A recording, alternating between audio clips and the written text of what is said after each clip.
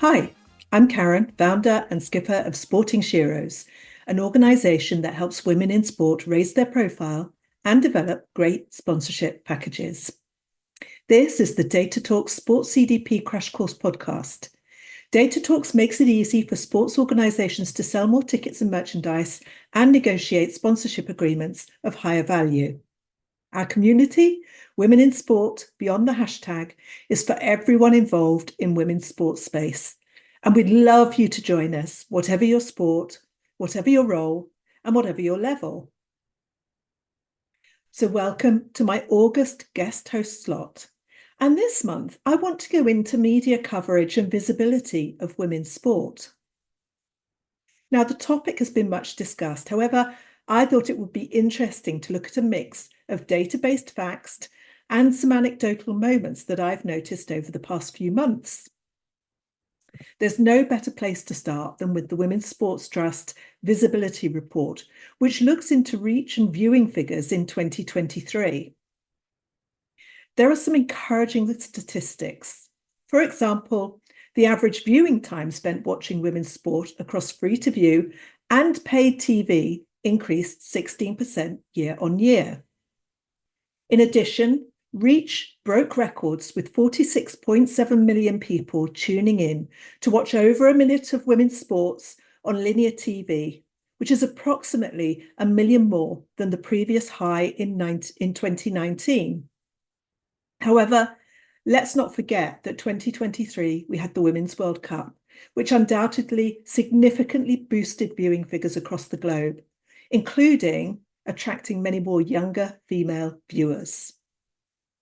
But football is probably the most watched sport anyway, and the World Cup undoubtedly attracts higher than usual levels of viewers, so it's important to take this into account. Now, the Women's Sport Trust released some updated figures in June of this year, and that highlighted that 22.6 million people watched over 3 minutes of women's sport between January and May this year, showing another year-on-year increase, and with the largest audiences watching football, but also rugby and cricket. Now, these and the multitude of other stats in the report are encouraging, and I would personally highly recommend you check out the Women's Sport Trust reports for yourselves. But there are some caveats to these encouraging stats when it comes to women's sport as well. Whilst women's sport clearly has a significant, enthusiastic, and very engaged fan base, which is brilliant, it still only comprises approximately 15% of all total sports media coverage, and much of this is on streaming and social media channels.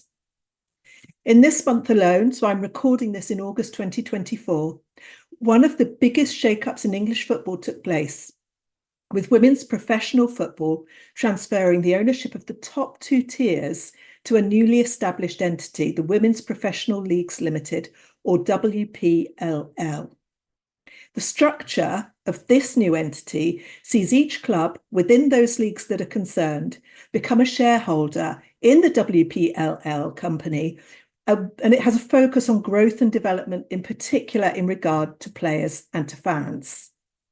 Now, this is a massive story for English football, full stop.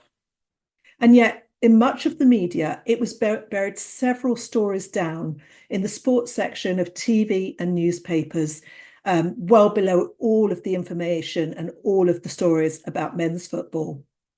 And as a result, many of the media organisations concerned have received considerable criticism. In fact, the strength of feeling is so strong that pundit, TV and radio presenter and former professional footballer Ian Wright, who's long been a solid ally of women's football, spoke out about the travesty that women's football has been put back by the men's game. He even suggested that there should be reparations at some stage for the women's game. And he's not just talking about teams and players, but also the treatment of female pundits and others involved in the game. So that's quite a game changer.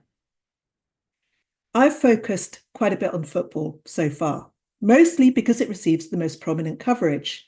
However, players and fans alike are pushing hard for greater coverage for all women's sport.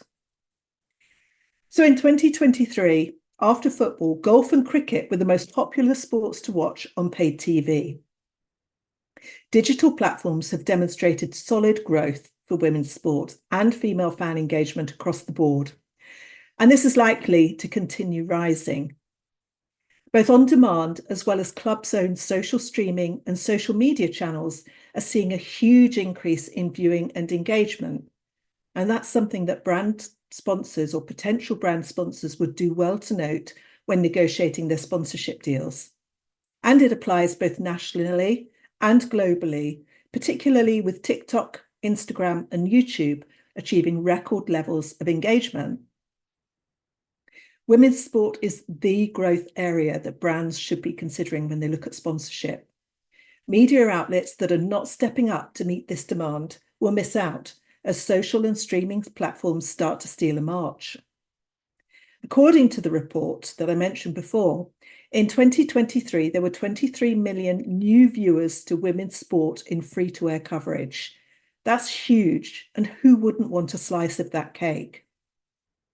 And even better, the figures are translating into record attendance growth at tournaments across a range of sports.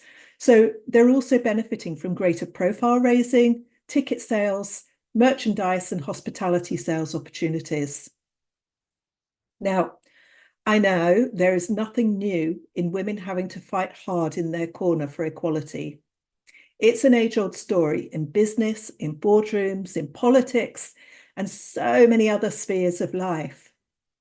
Just today, I opened a local mini publication about news in the area in which I live, and there were 2 or 3 rugby clubs advertising for junior players.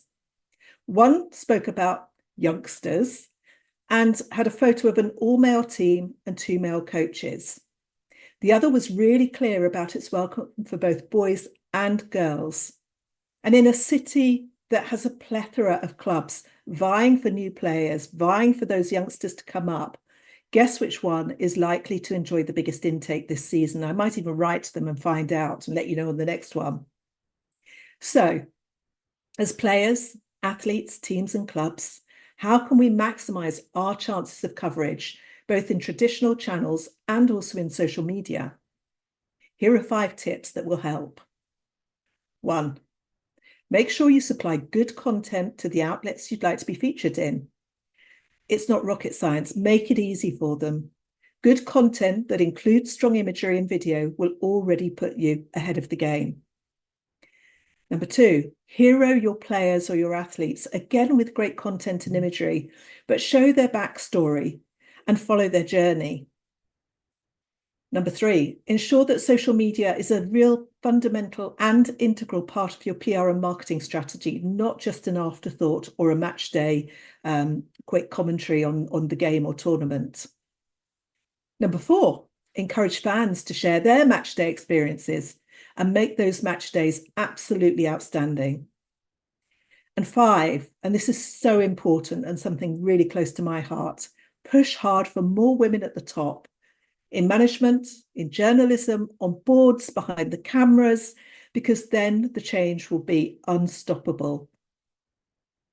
So to finish, when women haven't been offered a place at the table, quite often they've just built their own table.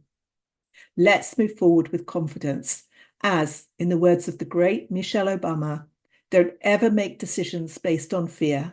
Make decisions based on hope and possibility. So that's a wrap for this month. I'm Karen, the founder and skipper of Sporting Sheroes, guest hosting this podcast for Data Talks. Come and connect with me and the awesome Data Talks team on social media, and don't forget to join our fantastic community, Women in Sport, beyond the hashtag. All the links are in the episode description.